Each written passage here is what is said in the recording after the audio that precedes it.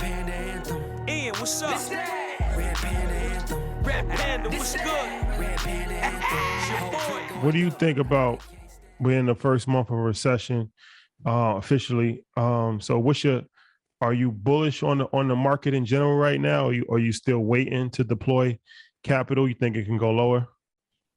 So I had a conversation with Kevin O'Leary last fall. Just casually. And shout out to Nancy, his PR person. He was just basically saying how he diversifies his portfolio and how he positions everything.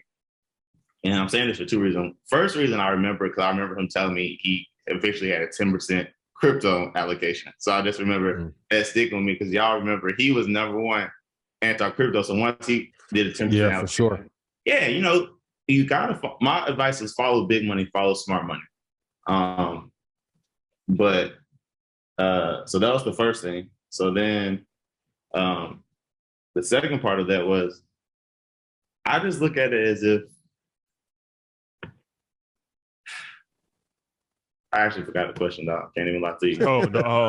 You think I was about to start going to a crypto dive on Solana, and I was like, how you feel about the current state of the market? Are you starting to deploy? No, stocks. Stocks. Oh, yeah. So boom. So after he told me the crypto allocation, then he told me how much of a percentage he had in cash. So he said, I typically have 10. Then he was like, I had 25% of cash. All right, boom. So then I immediately went to 25% in cash, right? And I'll listen to smart people down, do my research later. So in the last 6 months, I've been riding a Square. Like for me, like I said, Square, Match, PayPal, I exited, or I started trimming about 6 months ago. And right now, I feel like we're going to be in recession, right? Maybe another month. I mean, I actually feel like we've been living in a recession. That's how people have been changing how they've been spending. So I know, it's officially supposed to be 2 negative quarters of GDP, but I kind of do it just based on how people have been spending, right? So for me, I knew it was a recession back when I'm in the club in spring. I'm not seeing, y'all been seeing the Casa Zoo bottles on people's page. Like I don't see no more Casa Zoo bottles. It's lightening up. No more bus. The nightlife. I was talking to a friend of mine. He was like, the nightlife is definitely suffering. Tapering, yeah. Yeah, man. So like for me, like I listen to Kramer and I listen to Bloomberg, but also like I just look out. So I've been feeling that it's been a recession. I see people pulling back. I have personal friends, interest rates rising. So they bought houses in November. They can't close because they're being built. Interest rates went from 3 to like 6, right? So that's adding a few hundred. So for me, we've been in a recession. So about 3 months ago, I just started, I DCA. So dollar cost average. Like that's everybody who knows me would tell y'all, like, I'm gonna tell you, you don't got $100, take $5 every Saturday, buy you a fraction of a share, buy 25 every day. So for the last 3 months, I've been DCing. I've been getting back, and see what I actually did was took notes for y'all. You know what I'm saying? Actually, thank you. Pull some numbers if y'all see me looking down. So I've been DCAing back into Adobe, DCAing back into Take-Two. But mind y'all, I've already had extremely big positions in all of these companies. So I'm really just, mitigating my risk, banking on them to go back up. So Adobe, Take-Two, of course, Square, PayPal, I've been taking a little hit on it, but also I had a cash in the reserves to take that hit. Right. And also, as Ian said, like I'm banking on 2027 that Block and PayPal have figured it out. And hopefully, we're not using any more cash and cryptocurrency is to the point where, we're sending that via Pay or Avalanche or whatever you want to use the same way. So we kind of just been DCAing in for the last 3 to 6 months. I wish I could say like, in a week, I'm going to spend $2 million in my stocks, but I can't time it. So because I can't time it, I just DCA it out. So we're buying every Monday. Yeah, every Monday, every Friday, and then like I buy my crypto on Sunday. So every Monday and every Friday you're buying stocks. So I'm wondering this, because I'm sure after people heard the episode and obviously watched Market Money's last week, are are people approaching you like, can you manage my account? Can you do my portfolio for me? How do you handle that? So We get that all the time. Yeah, I've been getting that since I started from Mr. Harvey, man. Like one thing about Steve Harvey, he is like a walking billboard, you know, like he talks to 10 million people on the radio. And then when he's one of those powerful men where like when he's in a room with powerful men listen. So I started managing his money, and first Christmas party, you know, when I showed him, you know, after 2 quarters, I showed him his statements. He walked around the Christmas party like, hey, yo, hey, come here. And say, yo, this, like, look at this. Yeah, you see that? Yeah. Morehouse. This boy went to Morehouse. He with me. We're going places. So from that point on, man, I've had some of the biggest attorneys in the city, some of the biggest celebrities, entertainers. But to go back to your point, Ian, of just offering stuff free, like, yeah, I could definitely make money, but I'm also not a fiduciary, right? So, you know, it's some risk in there that I come across. But what I do is if this guy's worth $10 million, right? And, you know, manages a firm that does $4 billion in revenue a year. Shout out to Ernest Greer. Why would I charge him to help him with some stock stuff? And he already has, you know, 4 financial advisor. I'm just going to help you and volunteer. And when I make him, you know, a few $100,000 or a few million, like he going to look out for me. So for me, like now I have one of the most powerful attorneys in the country. Like he going to come to my wedding, you know what I'm saying? Like we have dinner, I call him, he advises me. Like, yeah, you know, advisors need advising too. And then y'all know I'm 29, so I just need just guidance sometimes. You know, it's hard out here navigating. Let's not sweep that under the rug, because when you told me he was 29, we met at Steve's house, I was like, what? Like, you got the wisdom of somebody who's 45. So I was looking at Troy like, boy, in 5 years, boy, he gonna hit that Forbes list. But I'm trying to tell everyone, like, giving is, and that's why I always say, like, market monies is the hedge fund. Same thing, we give it away for free. Why charge 220 or 330 when, if you're thinking long term, if we build up proof around the world, you know, Africa may give us the money to manage, and you know, Africa may give you the money, man. Who knows, man? God is good. To be continued. So that's a fact. Yeah, that's a fact. Now, all right. So before we leave, I wanted to ask you a question about crypto, because I know you was heavy in the cryptos, the NFT space.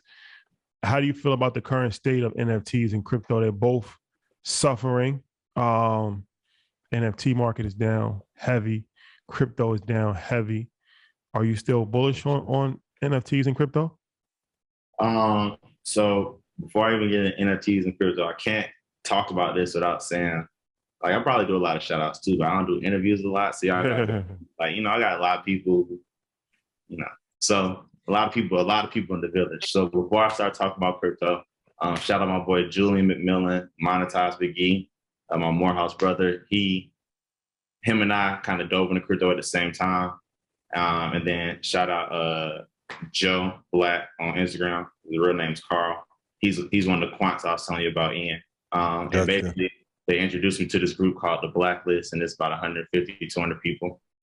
So people like you, myself, lawyers, entertainers, a few, you know, analysts, and basically it's just a group that people created to share information. And that's during the COVID.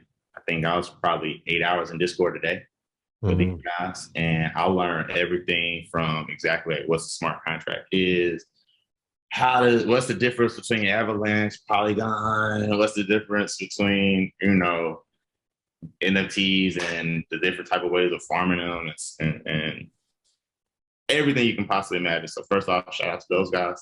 But yeah, I'm bullish on blockchain and crypto as space. I'm still bullish. I'm a long-term guy. So there's no way that you can tell me that crypto at Home Arena and they're giving away crypto and all these things during these marketing events, there's not going to be a mass adoption, especially like if this is going to be the worst time for crypto and it's still at this mass adoption, I think it has room to grow. But yeah, I'm extremely bullish on NFTs. I feel like NFTs, the technology is just ownership, right? So I feel like the way we use the technology is going to change. And once again, this is also a thing where I'm in a room with people a lot smarter than me. So, you know, I'll go to NFT and NYC or Crypto Bahamas, and then, you know, you're sitting in rooms with people like Matty Sanu, who, if y'all don't know, like look him up, and Sinu Capital, SINO Capital, he 300x 30 mil. So y'all do the math. And it's all on protocols. And it's all on protocols and blockchain technology. So I feel that NFTs and crypto are here to stay. I'm dollar cost averaging every Sunday. I have some favorites. I have some I like. I definitely want to talk to Ian about it, because I know he doesn't like a few of my favorites. You know, I know you're just. I have no. Yeah, no just here to favorites. give people the truth. And for those in the comments, I'm not caping. I'm just here to get the truth. What's your favorite? Ethereum? Nah, I like Solana. And for me, yeah, it goes down. Oh, I know she was Solana. Yeah, but I and you know, maybe we can get one of the founders of it on here, and you guys can talk to him and thank you. And that way, I appreciate it. Helping. Alley-oop. I told you this guy knows. Family Feud, man. We just had a family feud. They real dope. But they, you know, Solana is introduced like Solana Messenger, and it's not the fact that like they introduced like a phone, but it's the fact that like that's where the space is going. That's so it's not this phone. It's the one that comes 30 years down the line. I can send in crypto just from tapping or buy stuff. So I'm long on blockchain technology. I'm long on crypto. I think NFT is going to be used for whether it's estate. This is a 4-hour conversation. It can be used for real estate. It can be used for art. Is where I really feel like the ownership of art and things like that is where it's going to really be valuable, right? I mean, if the Mona Lisa has the blockchain of who owns it, you can truly see it, right? So I think it's here to stay. But do your own research, man. But there's a lot of people out here giving a lot of bad info. Ton of them. Another thing I want to say, man, you ever hear that saying like who you come to the table with matters? Like who you get your information from matters too, right? So you might finally get the chance to meet Ian or Troy or Rashad, and you talking business and you talking some off the chain talk from an incredible source. And yeah, they listen to you and they nice and they're gonna take their picture, but when you walk away, I'm pretty sure they're not gonna be like, yo, he's one of them ones, you know? Like, so make sure y'all not just listening to these guys. And then like, honestly, for me, dog, if you weren't in crypto before me, 2020, yeah.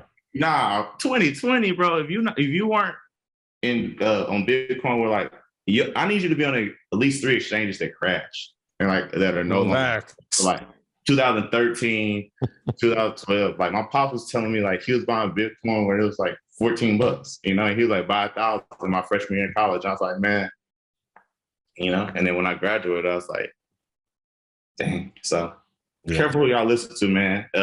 Thank you for platforms like y'all's, because you know, I've been tapped in, you know, I've been doing my research, bro. Y'all been legit for a while. This that Red Panda Anthem. Ian, what's up? This that Red Panda Anthem. Red Panda, what's good? Red Panda Anthem. Whole clip going up. I know they can't stand it.